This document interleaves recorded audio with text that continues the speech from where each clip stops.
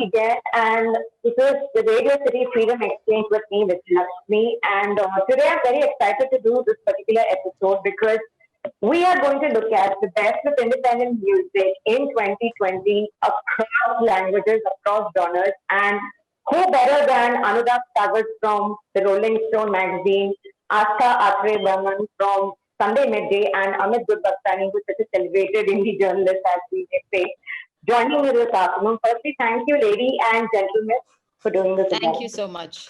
Thanks for having Amit is from the global village. He's like we are specific. He's from the world. He's your music writer.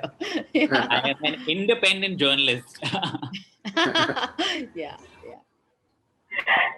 So we are going to discuss what we have enjoyed listening. Firstly, I think we should, before we begin, we should take a moment just to pause and to really look back at the year with, and firstly thank all these artists out there who put in such great work despite all the adversities that were staring in the face at them. I mean, with shows being cancelled, with literally, opportunities really closing for them, really narrowed for them the options.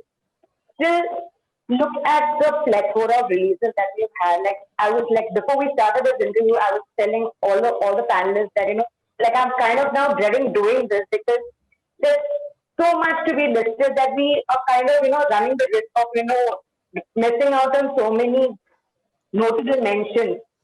So let's get quickly started. If I have to first ask our panelists about the best albums and EPs, the best compilations by artists that they have heard this year. Begin with you, Aastha. Go for it.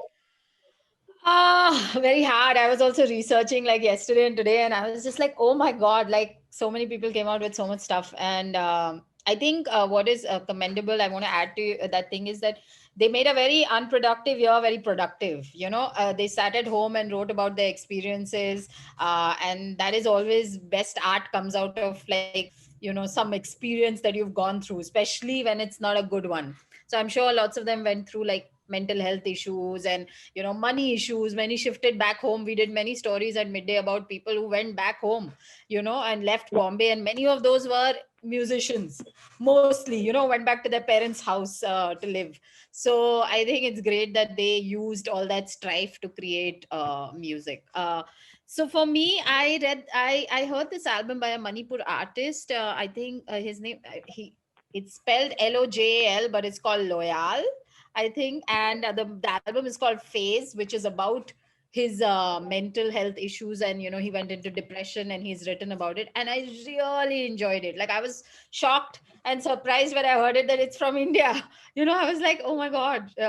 My main problem with Indian albums is that when you hear them on a playlist on Apple or Spotify, which is with international artists, the level always dips when it comes to an international artist. So you'll be hearing like Shawn Mendes at a very high level, and then suddenly the next song is like low, and you're like, why did that happen? Like, why did the sound drop? And you'll go and see, and it's an Indian artist. So production is still an issue in India, I think.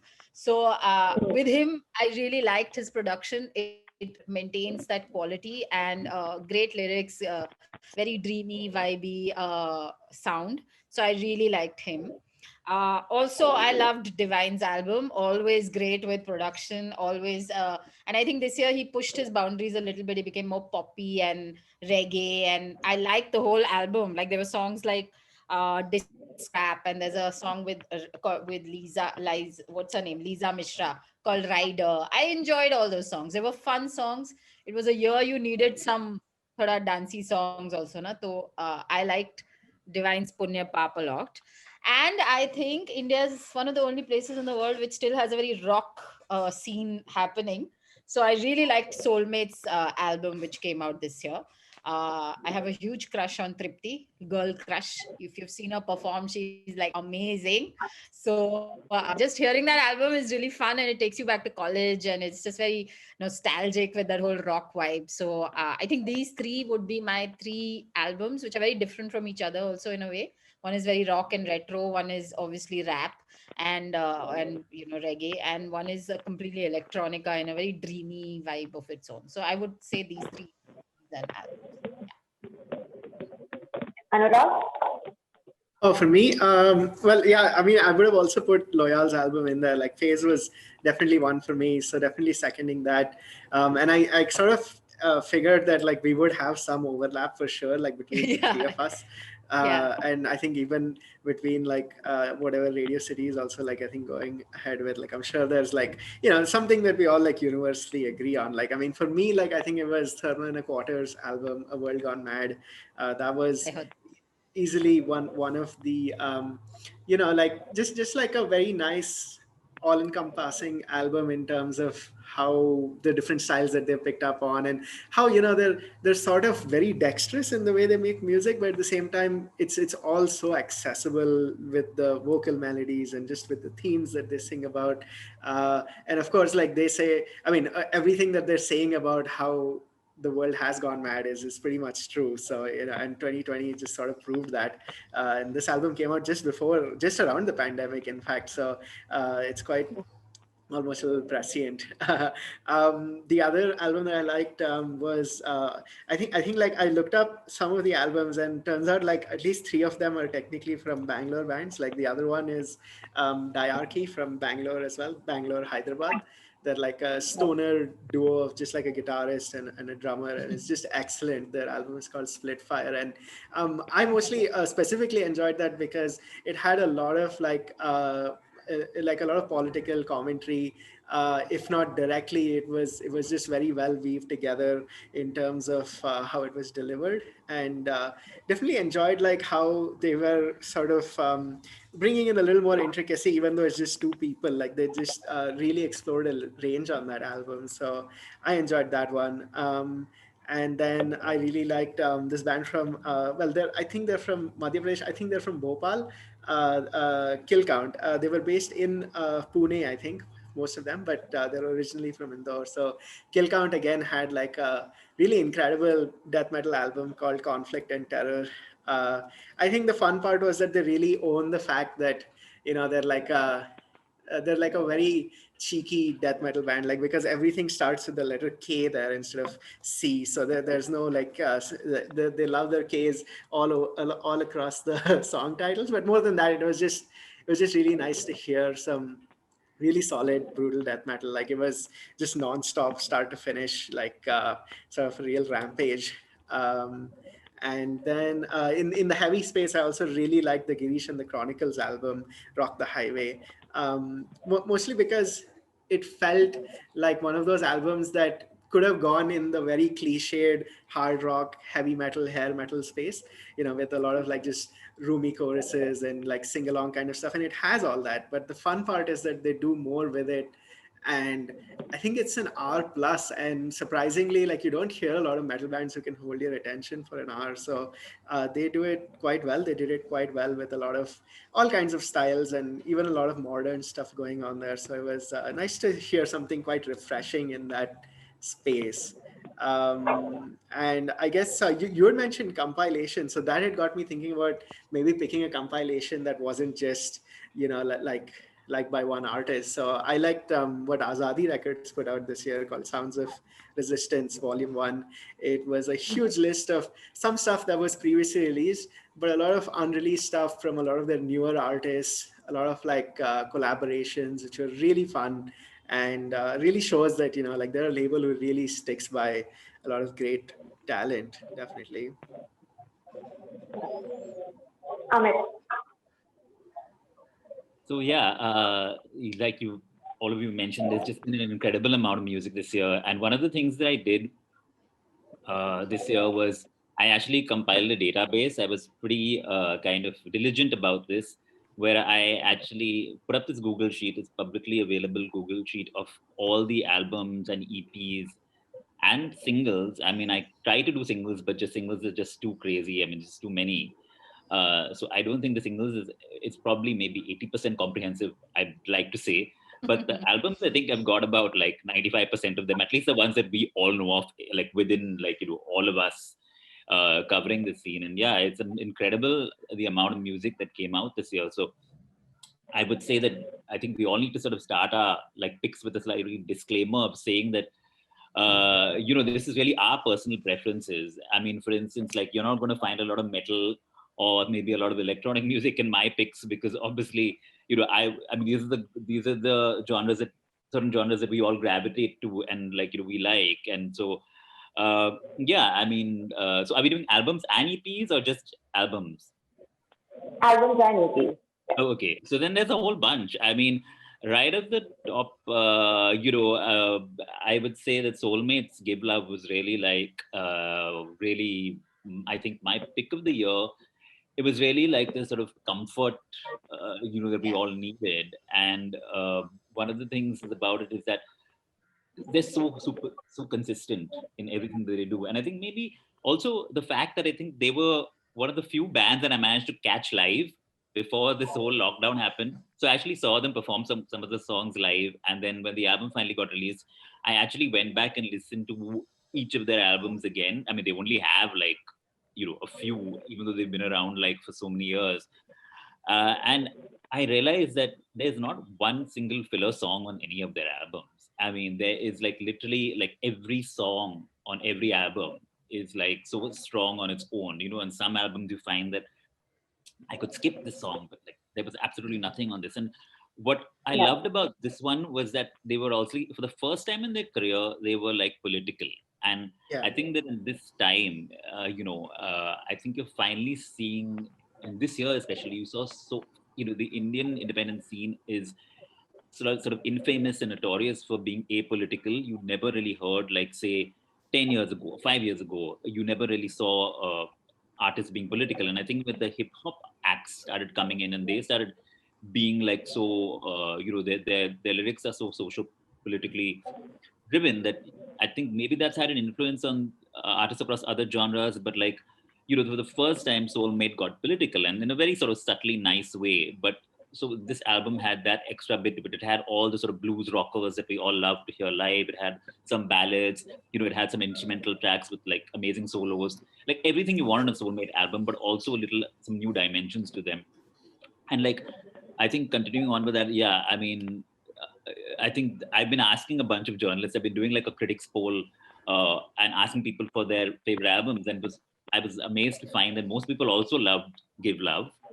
And another one that a lot of people have picked and was also on my list is A World Gone Mad by Thermal and a Quarter, another band that's just been incredibly consistent. And with this album, I mean, it was almost like they had some sort of crystal ball. They wrote it, a majority of it is in 2016 and 2017, I think. And they sort of ended up releasing it now. And like the songs are all politically charged. They all talk about like, a political scenario. I mean, but it's just incredible. Like the first song on the album is called Where Do We Go Now? And when they created these lyric videos for these tracks, and the visuals that they used for that was like, all these migrant workers traveling on foot to their homes.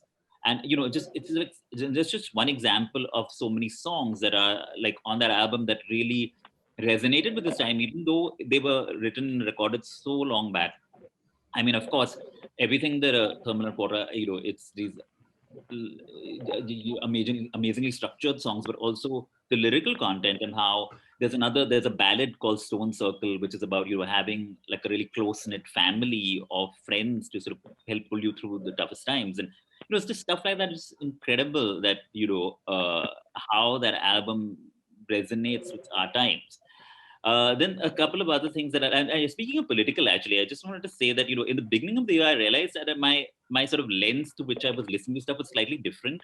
Like I realized there was stuff that maybe I didn't listen to throughout the year, but during those months when the CAA protests were happening, the anti-CAA and NCR protests happening, there was a lot of this political music coming out, and I found myself just like, listening to it. Like there was the Riot Peddlers, again, this hardcore punk band, and Strength and Dumbers, which again, it was just like, I think 10 minutes long because they're like, it was an EP, but again, like just political in its own way. Then there was Swadesi, the hip hop ensemble, which had their album Chetavni. Everything was so hypercharged in it, and and I think that was also incredible. And yeah, I also want to give like Nazi is another guy who released 2 EPs this year. And Nazi, I think he's just like sort of taken for granted. But like you had so much politically charged hip hop this year, but Nazi is so subtle about the way he does stuff. I mean, he'll have these lyrics and these lines and these plays on words that you'll miss, but they're so amazing. And then he had like these 2 albums. Like his first album had some commercial tracks. So then he released another one in the middle of the year, which is like, this is the old Nazi, and this is like these rapid fire rhymes and like this super fast, almost saying like, you just want to remember who's the boss. And so he had Maghreb, which was like in, I think, Jan, and then he had this 2014 that came out in June. I'm of course I'm rambling because I have so many picks, but like I just like like I want to give all of these artists like some kind of shout out. I mean, there were some bands from the Northeast that put out great stuff, which, and I think they also tend to fall under the radar. There was this band called Avora Records that from Mizoram, who released an album that was in the making for, I think, very long, called Comedians on Drugs. And again, it just shows you like this kind of stuff, like how genre is really not like something that people are considering these days. We live in a genre-less world. I mean, essentially you could call them pop rock, but you could call them alternative. There's funk, there's jazz, there's all these influences on there. Then in the hip hop space, a similar band would be like Till Apes. I think that's how we pronounce their name. And then, their album Lift Off, which is like jazz and hip hop and this almost perfect coming together. And then similarly, you had The Commons by Inner Lab, another great EP where, again, genres just sort of melded together, And then in the singer-songwriter space, I actually, an album that I didn't really immediately take to, but like as more and more I heard it, was Waqt by Nikhil D'Souza, where is his Hindi EP. And I was like, okay, you know what? I can see that he's doing this, like he's transitioned. Originally, he's an English singer-songwriter, but now, he's had like a playback singing career. He's come back to, he's doing more of Hindi because he knows that has a broader audience. And I think it's really amazing how he's managed to make this transition, because the more I heard those songs, the more I liked them. And, they are, and there's a sort of like, a lot of Hindi ballads, and you find that even in the independent space, they tend to be a little bit on the nose. It's like very much kind of like, the emotion is very much out there. I think what's nice about Nikhil's songs, and maybe it's because he's composing them, coming from a different space. And then he has a lyricist called Pinky Poonawala, who is, I think, as much a part of this project as he is, because she's helping him write the lyrics. But like, I think there's one song where he gets slightly melodramatic, but most of the time, and I think that's, but like in this album, it's just like, it's very pared back. It's, you feel the emotion, but it's not in your face. And that's what I love. And yeah, I mean, I could go on, so I've just stopped here. I've made a note of everything these guys said, just to listen to it after I'm done today.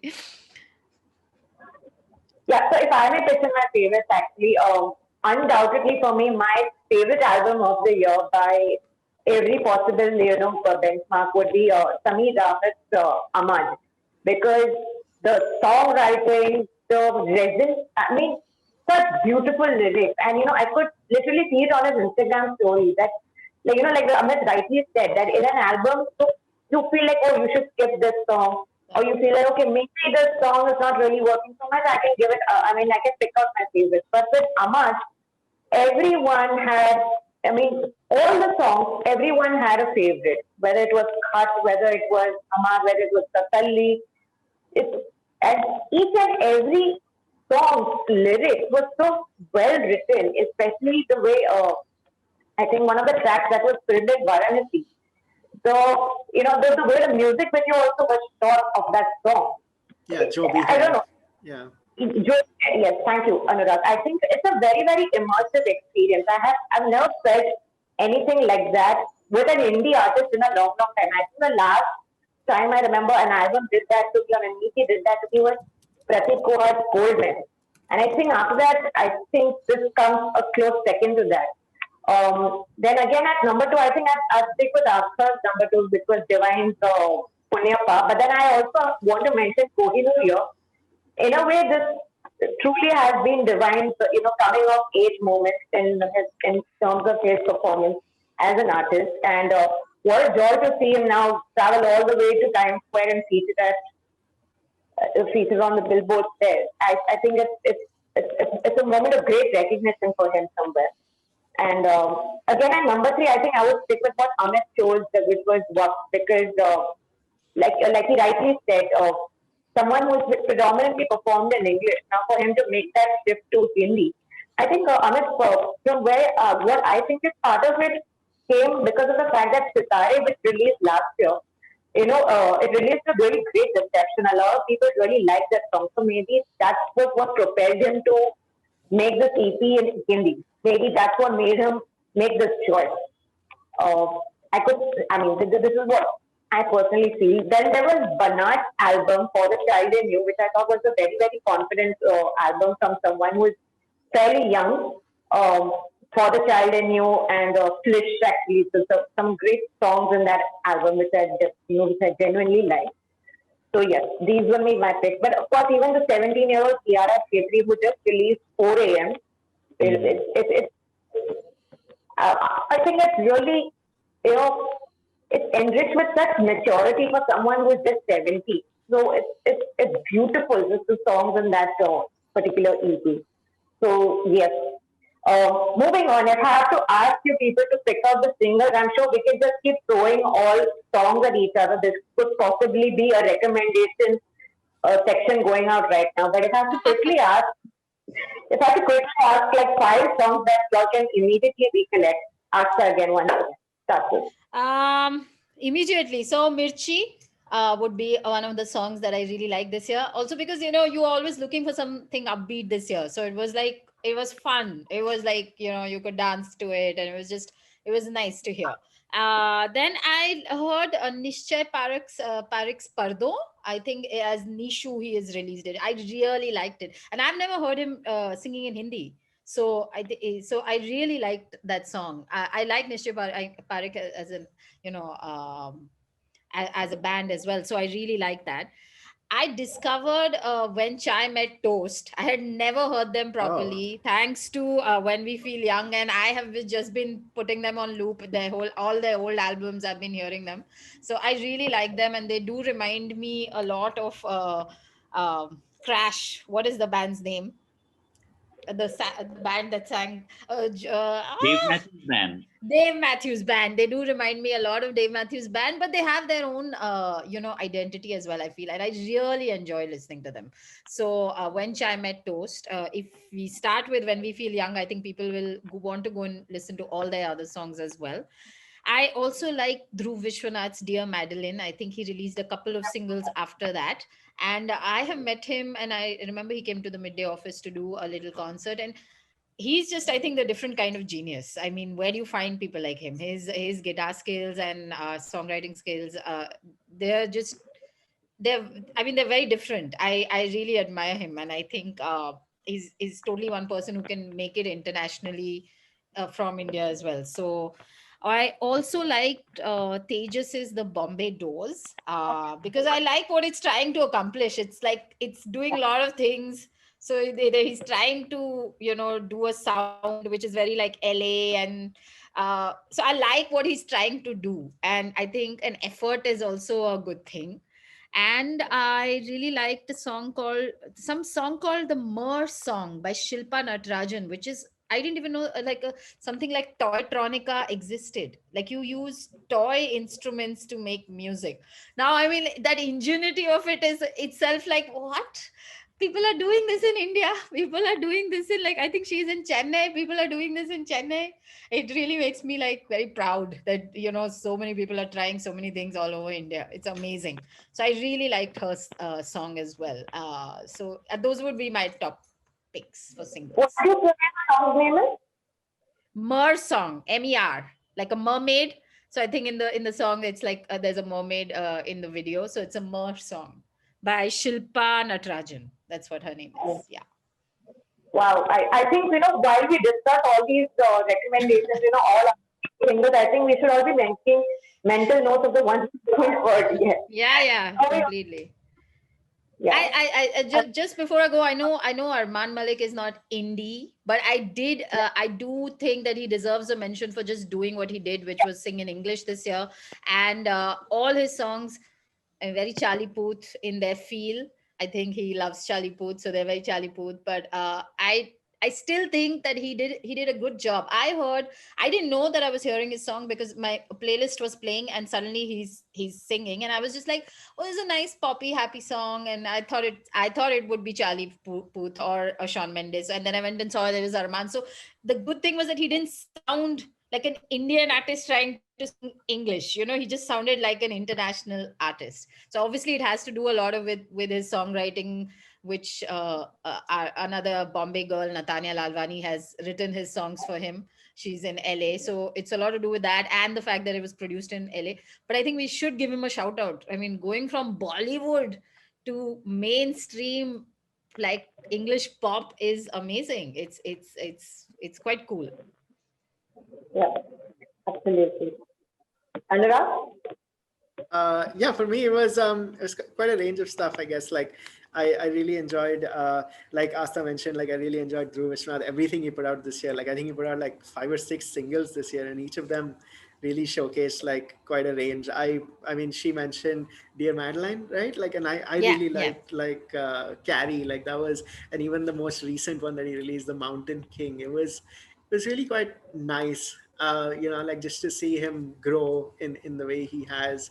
And the other guy in that regard is definitely Raghav Meattle. Like, I mean, we've seen him like go from like he used to be in a prog rock band called the Uncertainty Principle, and then like he started releasing his own stuff, worked with so many musicians across the board, and yeah, like whatever he's honed in on right now is a really distinct voice, I think. So, and just like a yeah distinct sort of personality as a singer songwriter, I suppose, and which is, I feel like it's important right now because the singer songwriter scene is heavily blown up like all over India, just like because of people like Prateek Kuhad, for example. So yeah, like I mean, and even though he's more known for his Hindi songs, like I think Raghav doing his stuff in English is also like, yeah, like really, and whatever he's done with the community, for example, has really also, taken things off. But yeah, like it was actually not so much through the community, but I saw like a couple of artists that I had been following who got big, a slightly bigger following because of stuff like that. Like one of them was a person from Chennai called Nitika Kurian. She released a song called Blue, and it was yeah, it was just really nice, very wavy, very like she has like a typically American soul gospel kind of voice going on. So like she did a really good job on that. It was, I think, also produced by Keva Jeremiah, who works with A.R. Rahman and stuff. So I think like they did a great job like wrapping that up together. And another person who was, I think, originally from Chennai and then like in Bangalore. Her name is Varshita, but her artist name is Huyana. She released a song called "Is It You," and that was also really nice because it was just like a new artist working with like a producer who they just get along with. And in this case, I think it wasn't even anybody who I mean, I think it was the artist from Slow Down Clown. Sorry, Clown with a Frown. And yeah, it was just really nice to hear like a very buoyant kind of song about like I guess like just like navigating relationships, navigating love, stuff like that. So it was a very nice take. um and then obviously in a completely different direction was Inner Sanctum's new song that just came out last week called Divided by Hate. And again, like that, I think like Sanctum has just been waiting to put out something that's like on this level. It's been like 5 years since their album, so I was really glad that they finally put something out, even though it's just one song.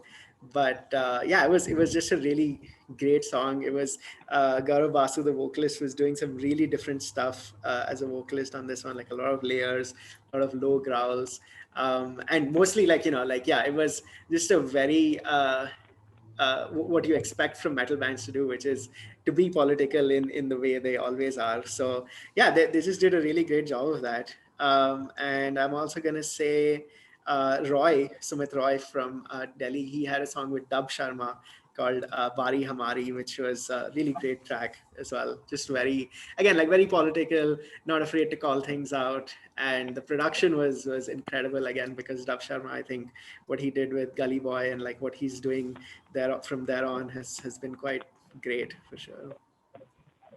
Right. Amit? Yeah. So yeah, I mean, it's crazy to have to just pick 5 songs.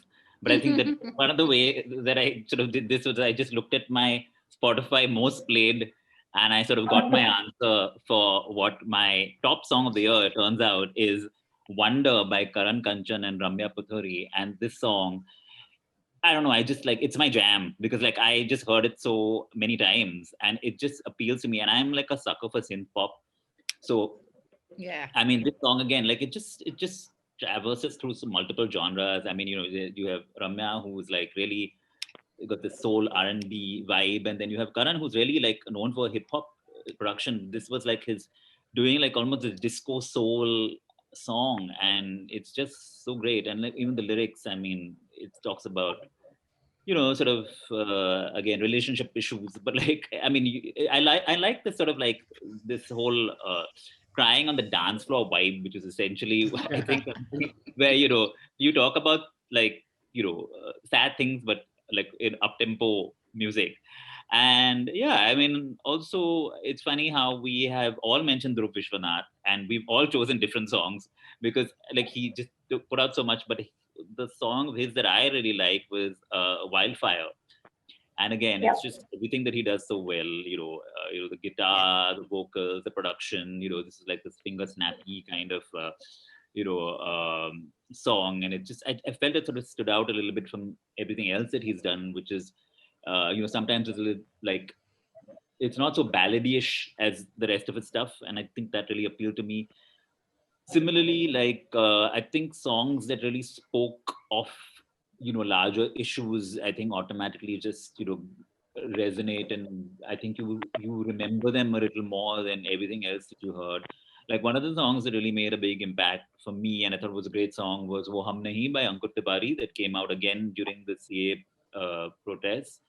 And Protest, I yeah. think the lyrics of that song was just like about how, you know, like basically when this whole our whole country seemed to be like divided, and like, you know, at a time where you're like almost, I mean, I'm sure a lot of have experienced this, like we had literally arguments with friends about like, and you know, like literally like being so it was such a sort of like, I think emotionally like exhausting time, even though we were not directly affected by what was happening, just to see, you know, that this is the state of our nation and this is what a lot of people think like.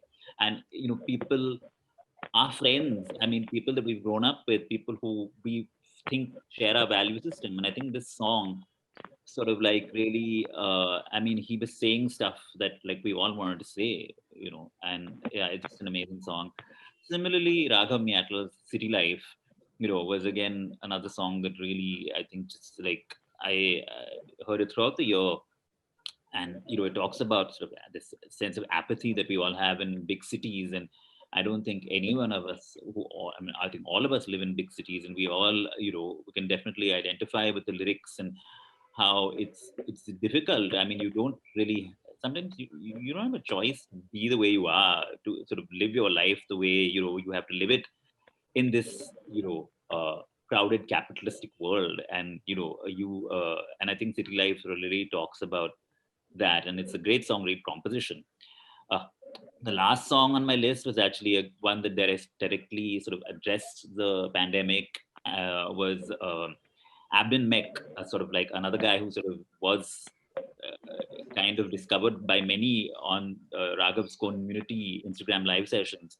And he released this song called Again, which is like this beautiful ballad. And it just talks about, you know, again, everything that we all were going through. And he says, like, I really want to be able to breathe without fearing dying, you know. And it's just like, it is such an apt lyric. And I really want to hug, you know, people that I love, and like literally just putting it out there, saying it as it is, but doing it so, you know, subtly and you know, beautifully. Yeah, those are my 5 picks. Yeah, and I realize that they're mostly singer songwriters, but like, So if I have to quickly list my favorites, I'm sure, I mean, we have all mentioned Raghav Meattle and we all have different songs about this that we have enjoyed. But what I particularly enjoyed this year, which was in collaboration with the producer was Parthai, which I felt was very meditative in, in its composition. And there was something very beautiful about Raghav singing in Hindi, which I hope he does more Hindi singers in the near future. A lot of singer-songwriters this year, they explored mental health a lot because somewhere or the other, like we discussed, the pandemic had some really deep implications on a lot of our musicians, and mental health was, an issue that needed to be addressed. So I particularly liked Manne Man by Nikhil Paru. I think it pretty much gets into what an artist, on an individual, on a personal level, goes through, what they see. So I think Mane Man is a great example. Even Manas has shades also pretty much tapped into similar territory. Um, those two particular songs for me on mental health, they really stand out. I really liked Kareeb by Kamakshi Khanna. There was something very liberating about the song. I think all young girls and women have something in that song that that kind of it just connects with them. And the way Kamakshi performed it, the music video also, the way they got that whole motion video shot on a cloth, I guess it. I think it was beautiful the way the whole experience was.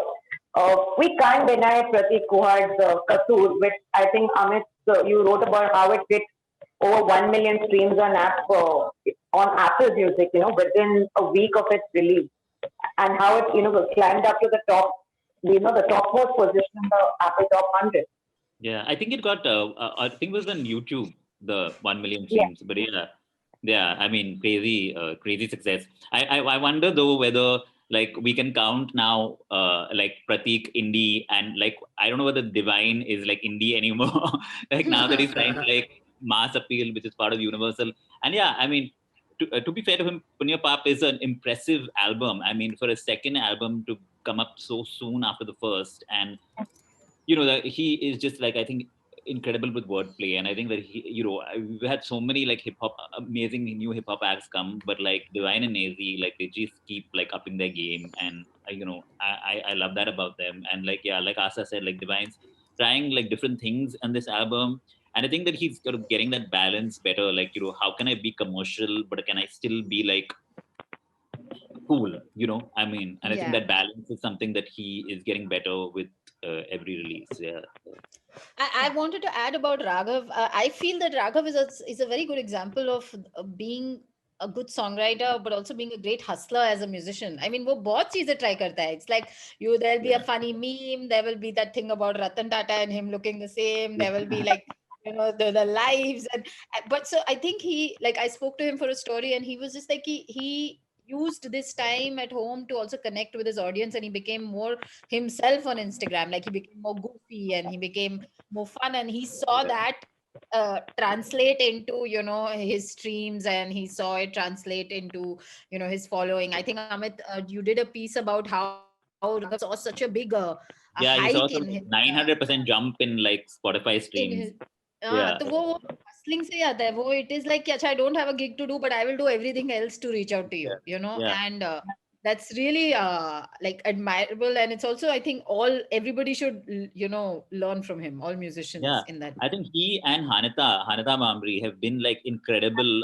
in sort of manifesting the power of social media. Like Raghav Yeah. has sort of like, done it more on a community level where he's reached out and, formed this like literal community. Yeah. And it's amazing. And like Hanita, I think, has been really exemplary in the way she's done it on a personal level. Like even stuff that she did where she said like she took requests from people and she literally sang like did like this was like this one woman jukebox, and she did these songs, and then she would do like this different series, and she also released a whole amount of music. And even the way she's connecting with her fans and in really like making them her family.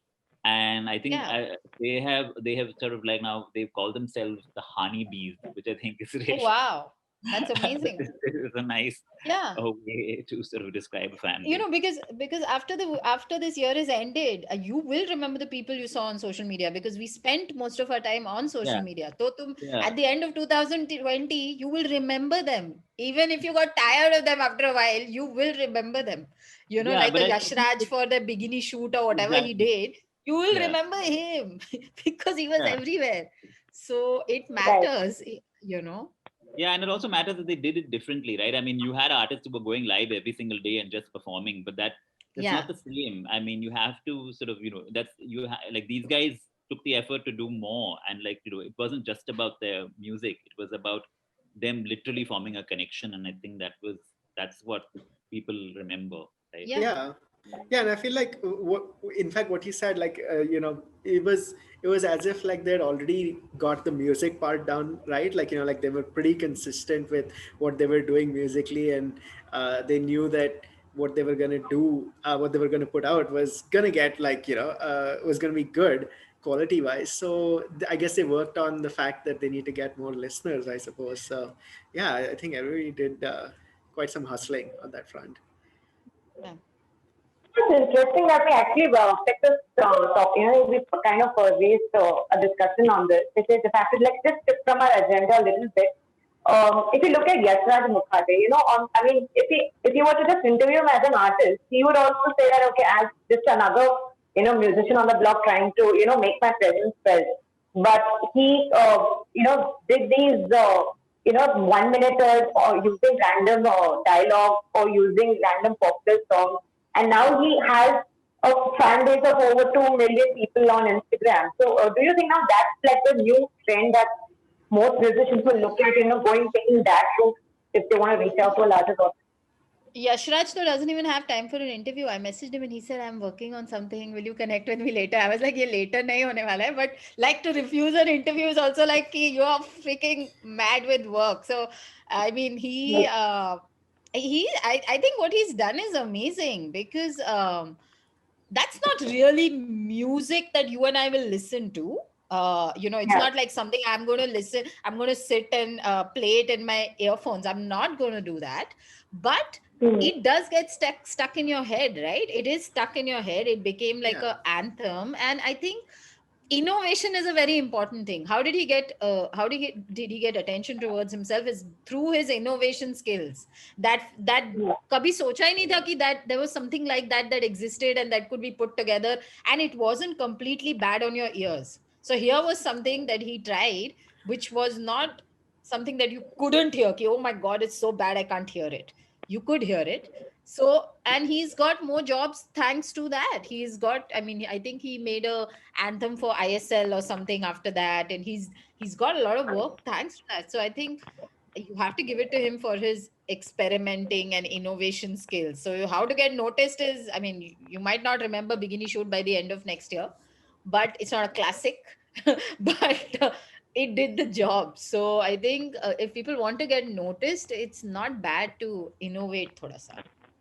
Yeah, but I Yeah. think, like you said, I don't think you can really replicate somebody else's path. Everybody has their own path to, how they become popular. And like, I mean, can you describe those songs as like music? I'm not necessarily 100% sure you can, but they were Hmm. fun things. They were like they were musical memes, and they sort of like everybody like enjoyed them.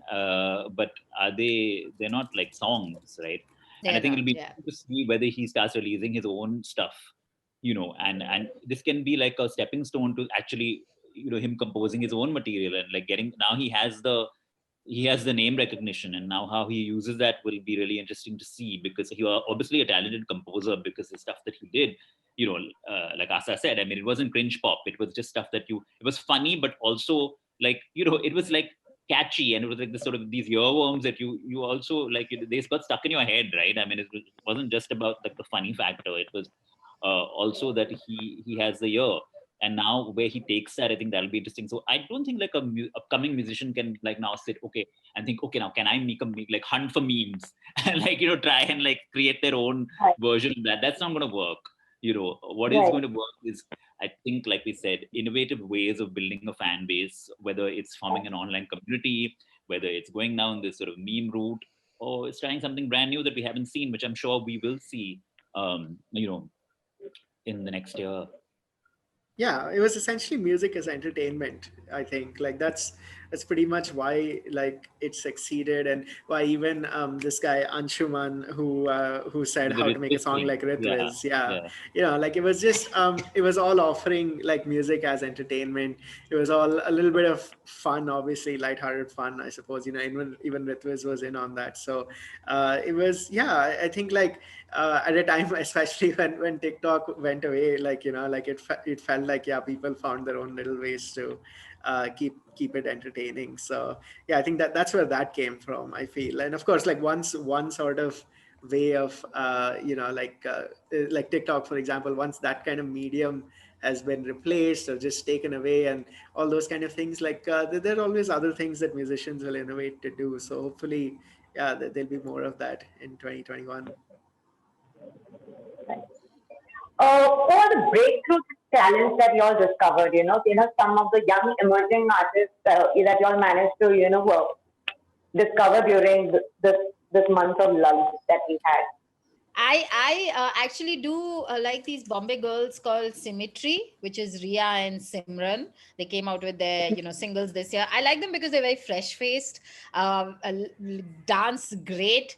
They did a whole dance sequence on Anderson Park's song, and he actually put it on his Instagram because they're really cute and fresh faced. And in a time where over sexualization is everything, it's nice to see two young girls being young girls, and they're both very talented.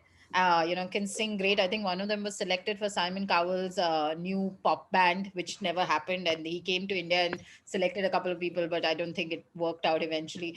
But so I really liked both the songs that they put out, and they give that feel of that Spice Girls feel, which I don't think in India we've ever had, like a duo act with two girls who are so fresh faced and can dance well, can sing well, look great on camera. They're very pop friendly, pop video friendly, but in a nice, innocent, sweet way.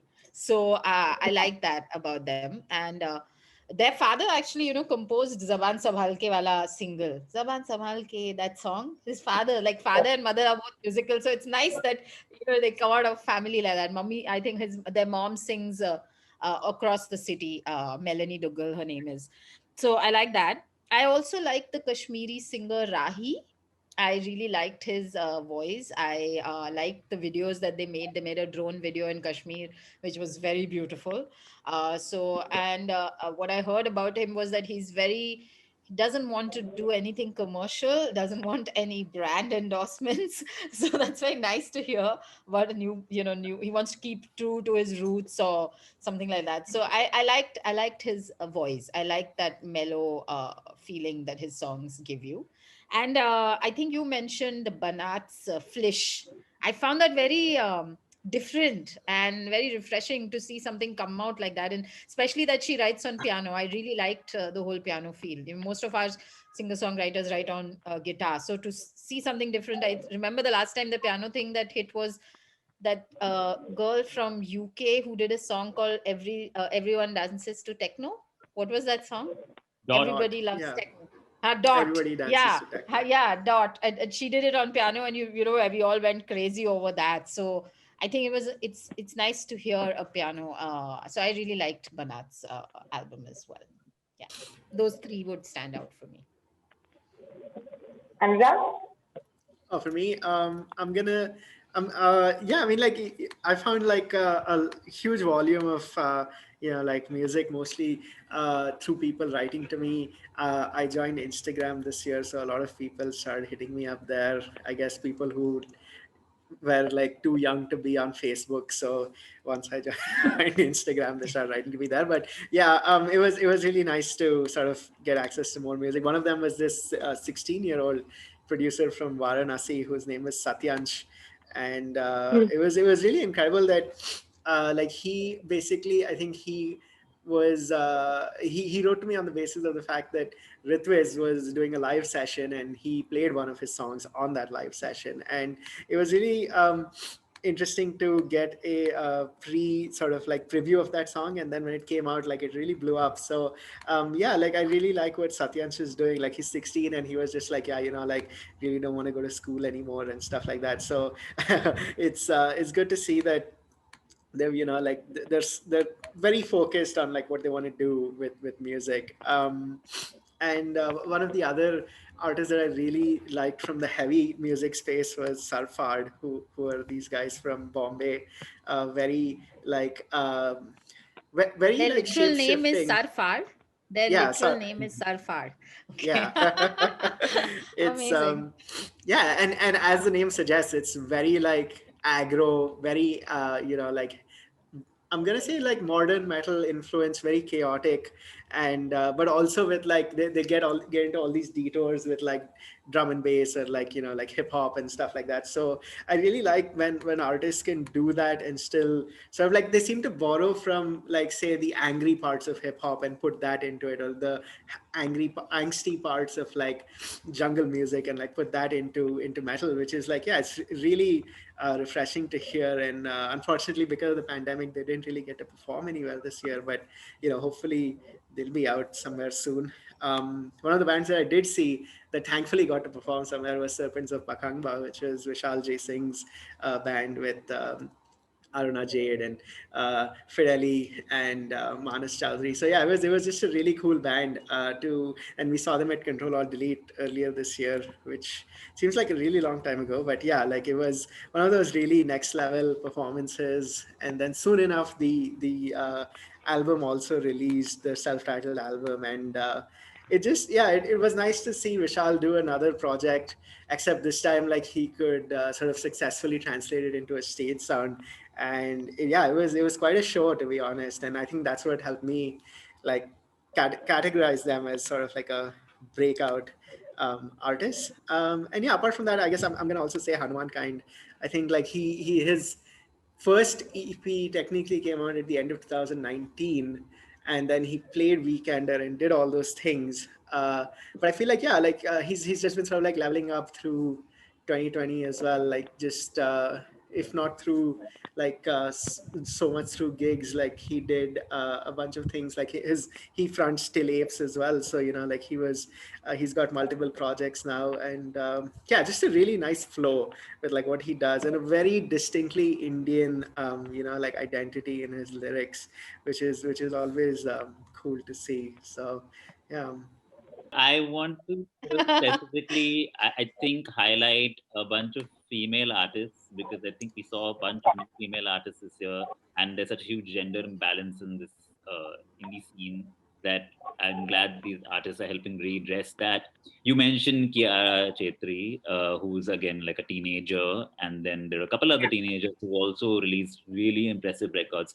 One was Tanya Shankar, who's from Bangalore, and I think she works very closely with a sort of mentor and producer called Richard Andrew Dudley, and this her voice. I mean, she's like 15 years old, but she sounds like somebody who's like, I mean, it's such a mature voice, and her album is like, it's very blues influenced, and it's like this almost blues. There's some pop in it also, but it's like a blues rock record, and she has a voice to carry it off. And the album's called Battlefield, and it's pretty incredible.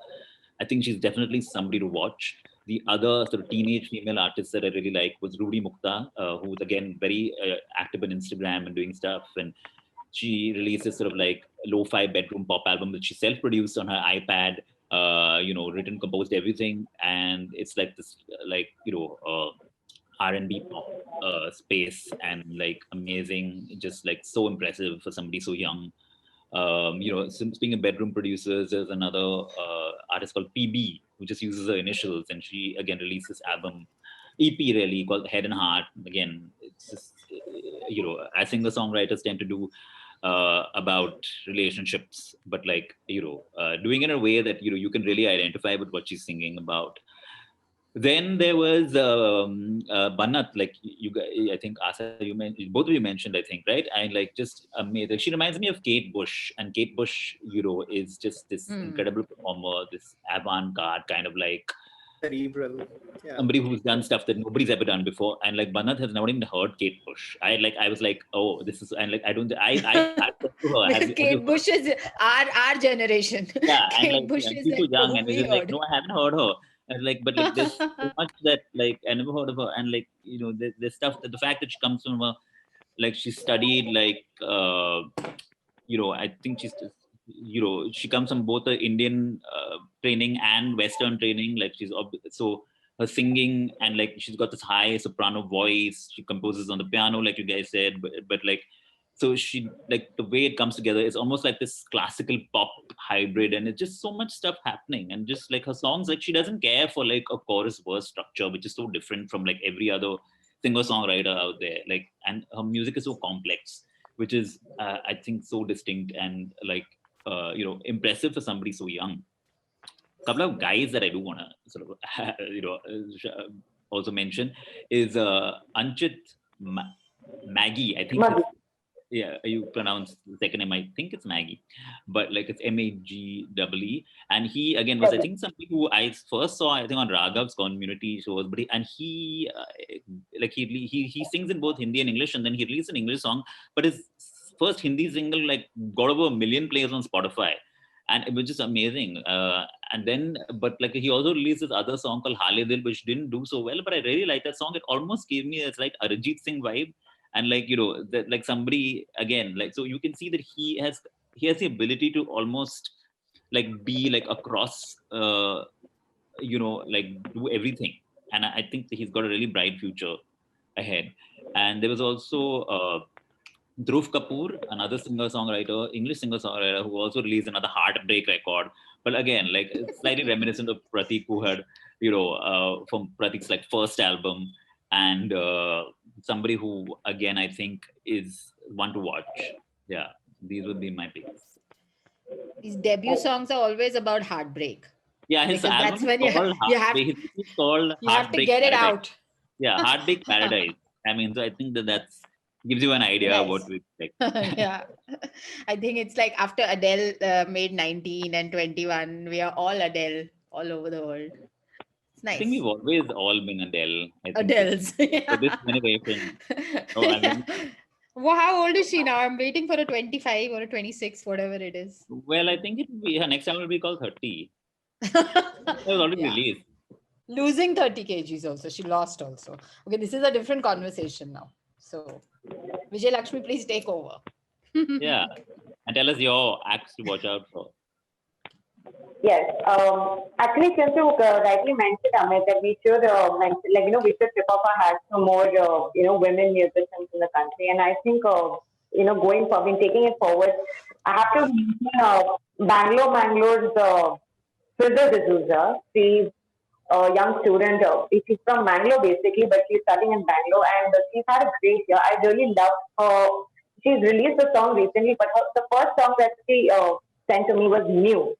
And I think there's a lot of maturity in that song, but there's so much innocence also, like inherent innocence, which is infectious, when you listen to that track. I really liked Arham Kulpagar, if I'm pronouncing that right.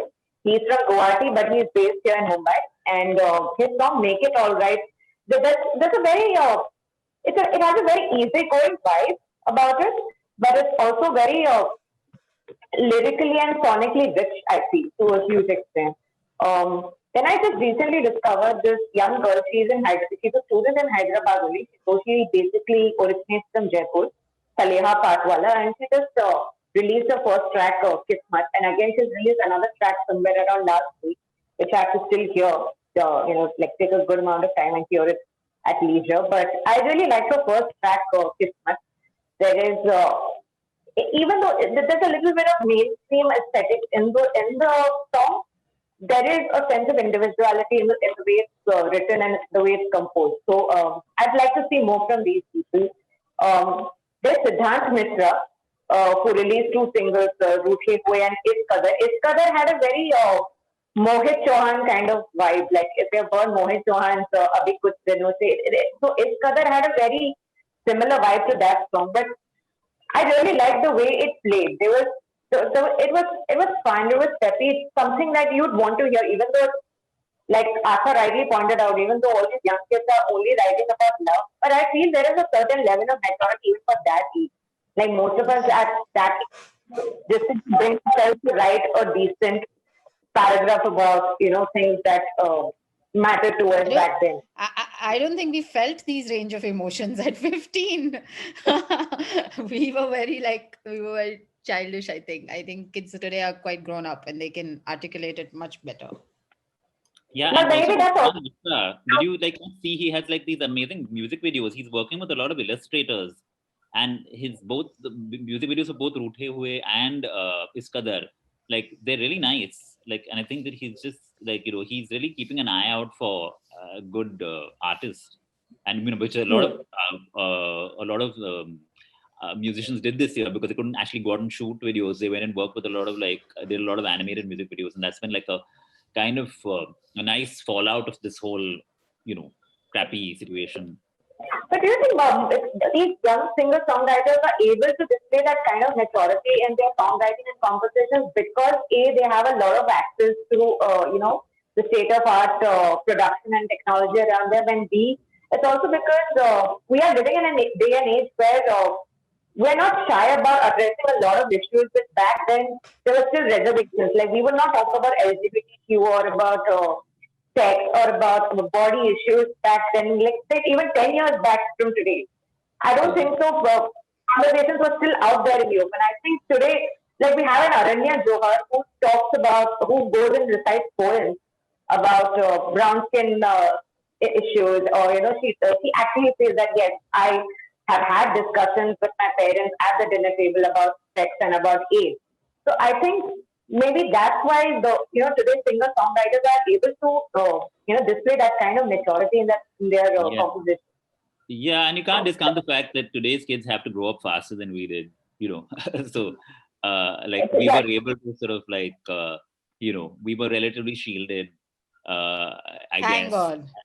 Yeah, I think that today's kids, whether by choice or circumstance, are like have a level of awareness. I don't know whether it's maturity, because maturity is very hard to kind of to judge, but like in terms, like I think all the factors that you said, the fact that they have access to production, to a lot of knowledge that they can acquire much easier than people could, we're all sort of exposing our age, except for I think Anurag is like the baby of the group, but like I think that you have. I'm 30, dude. Come on. Chalo, 30 you're in our group then. It's fine. If you were younger than 30, we would have kicked you out right now. 30 and we're not talking about like artists who are like half our age. I'm literally old enough to be their father, I think, in some cases. But like, where you talk about all these factors, like whether it's just that the fact that the internet has enabled them to access so much more music than we could, right? So your range of influence is so much more broader. I mean, we lived in a monoculture age. We had like only access to, the biggest artists of the world. Today you can be a fan of some super obscure indie artist who maybe might be having even less followers than you have. But because you like their music, it's just, and because it's so different, it's so whimsical, I think that so it's like, I think that's why you're seeing that artists are getting younger, but they're being better, being so at this young age than as opposed to a generation ago. I was just going to say that on the other hand, I mean, you have artists like Soulmate and Thermal and Quarter who are releasing like their fifth and fourth and eighth albums, and they're still just getting better with each record. And I think that there's advantages to both, right? I mean, you have a level of, I think, artistic evolution that can only come with time, and you time see and that experience. Yeah. Yeah, like I mean, I do miss the innocence, and I miss the the simpler times, but I think that they are just exposed to everything so early that unko by 21 they know what they want to do, how they're going to do it, and how they're going to put it out. Like we discovered, I mean, I'm a writer. I have released a few songs. I write romance books. I do a podcast, but I'm not very well accustomed with how to market it as a younger person is, maybe. So I'm still getting used to it. At 38, I'm learning it all. But they had just born with it, so they know how to do it, how to make that reel, how to make that video. I'm still looking at those reels and thinking ki ye transition kaise kiya hai. It looks so tough, like I'm googling it to learn it. So I think they're just born with all those things. But as Amit said, like you need, for me, John Mayer is my favorite artist, not because he just looks good, which he does, but also because he's singing about my times. He's singing about growing older and having the fear that his parents won't be around for long, or just being older and being in love and things like that. So I feel like he's writing about being 35, 38, 40, and he's growing with me. So I will keep listening to him because he's talking about my life. So, and that maturity only comes with age, I think, and all your different experiences. So, One on John Mayer for sure. yes, everyone waiting for an album. You want to add to that? No, it's all good. Yeah, I mean, I definitely agree with everybody's saying. Like it feels like, yeah, you guys covered all the points here. Fair enough. Thank you so much once again for doing this afternoon, Amit, Aastha, Anurag. Thank you so much. Just looking at it very, very sonically and musically rich at 2021. Happy New Year to our viewers and see you soon. See you. Yeah, Bye bye. thank you very much. Thanks. Bye. Radio City.